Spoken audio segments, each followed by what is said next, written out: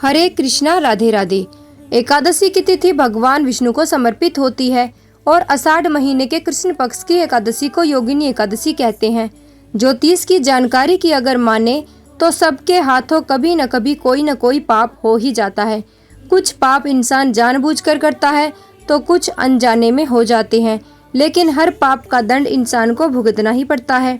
कहते हैं योगिनी एकादशी व्रत के प्रभाव से सभी पाप दोषों से मुक्ति पाई जा सकती है। योगिनी एकादशी के दिन उपवास रखने और साधना करने से सभी समस्याओं का अंत हो जाता है। यहाँ तक कि पीपल का पेड़ काटने का पाप भी इस एकादशी का व्रत करने से नष्ट हो जाता है। इंसान के कर्मों को ध्यान में रखते हुए ही ऋषि मुनियों ने व्रत और उपवास के नियम बनाए थे। ज्योतिष की जानकारी के अनुसार अगर इंसान सही नियम से उपवास रखे तो जीवन के तमाम कष्टों से वह आजीवन मुक्त रहता है। परम कल्याणकारी योगिनी एकादशी के दिन की महिमा का वर्णन पुराणों और धर्म ग्रंथों में भी मिलता है। इससे जुड़ी पौराणिक कथा भी प्रचलित है। पुरातन समय में अलकापुरी का राजा कुबेर शिव भक्त था। हेमवाली नामक एक यक्ष उनकी सेवा करता था, जो रोज शिवजी की पूजा के लिए फूल लाया करता था।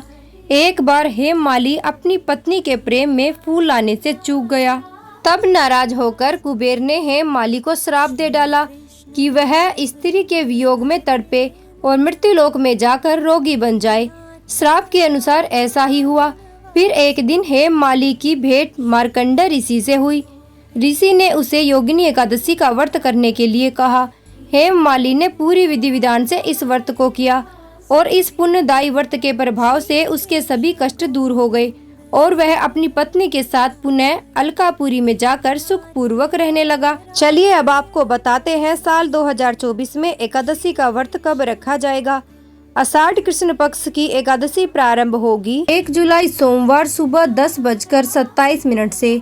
इससे पहले तक दशमी तिथि रहेगी। एकादशी तिथि समाप्त होगी 2 जुलाई मंगलवार की सुबह 8:42 पर। इस बार भी एकादशी 2 दिन है। ऐसे में आपके मन में ये प्रश्न होगा, व्रत किस तिथि में रखना ज्यादा सही रहेगा। तो देखिए, जब भी एकादशी तिथियों का इस प्रकार संयोग बनता है कि एकादशी 2 दिन पड़ती है, तो ऐसे में सब लोगों को दूजी एकादशी यानी जिस दिन एकादशी और द्वादशी तिथि दोनों ही हो उस दिन उपवास रखना चाहिए और अगले दिन शुभ मुहूर्त में व्रत का पालना करना चाहिए। लेकिन कुछ लोग दूसरों से सुनकर जिस दिन एकादशी लगती है उसी दिन व्रत रखना प्रारंभ कर देते हैं और अगले दिन व्रत का पालना मुहूर्त न होते हुए भी व्रत का पालन कर लेते हैं, जिससे आपको दोष भी लग सकता है। इसीलिए आपको हमेशा तिथि और शुभ मुहूर्त की जानकारी होनी चाहिए। इसीलिए इस बार 2 जुलाई मंगलवार को ही योगिनी एकादशी का व्रत रखा जाएगा। सभी गृहस्थजन और वैष्णव लोग इसी दिन व्रत रखेंगे।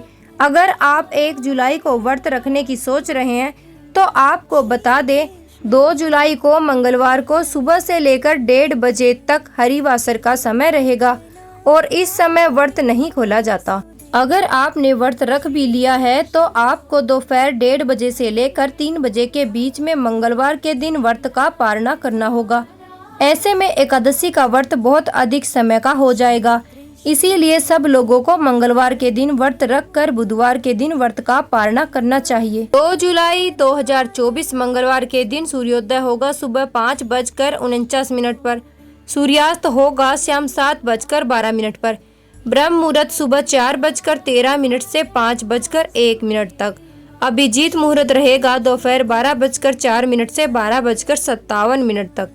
अमृत काल रहेगा सुबह 2:20 से 3:53 तक। राहु काल रहेगा दोपहर 3 बजे से 4:30 बजे तक। राहु काल को अशुभ मुहूर्तों में गिना जाता है। द्वादशी तिथि प्रारंभ होगी 2 जुलाई मंगलवार की सुबह 8:43 से। इसी के साथ हरिवासर का समय शुरू हो जाएगा। द्वादशी तिथि समाप्त होगी 3 जुलाई बुधवार की सुबह 7:10 पर। 3 जुलाई बुधवार को सूर्योदय होगा सुबह 5:49 से। सूर्यास्त होगा शाम 7:12 पर।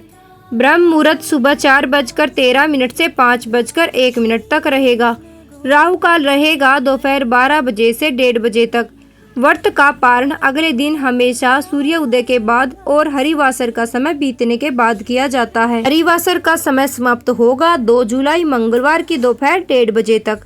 व्रत पारणा तिथि और मुहूर्त रहेगा 3 जुलाई बुधवार को सुबह 5:49 से 7:10 तक। ध्यान रखिएगा, सुबह 7:10 से त्रयोदशी तिथि शुरू हो जाएगी, इसीलिए आपको तिथि के अंदर ही व्रत का पारणा कर लेना चाहिए।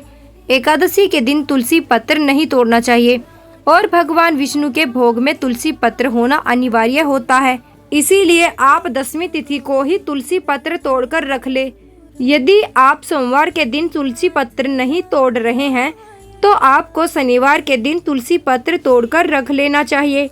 एकादशी के दिन चावल या चावल से बनी वस्तुओं का त्याग करना चाहिए और इस दिन आप अन्न का या पानी से भरे घड़े का दान कर सकते हैं। इस दिन भूले से भी तामसिक भोजन का सेवन नहीं करना चाहिए। बाल, नाखून इत्यादि भी नहीं काटने चाहिए।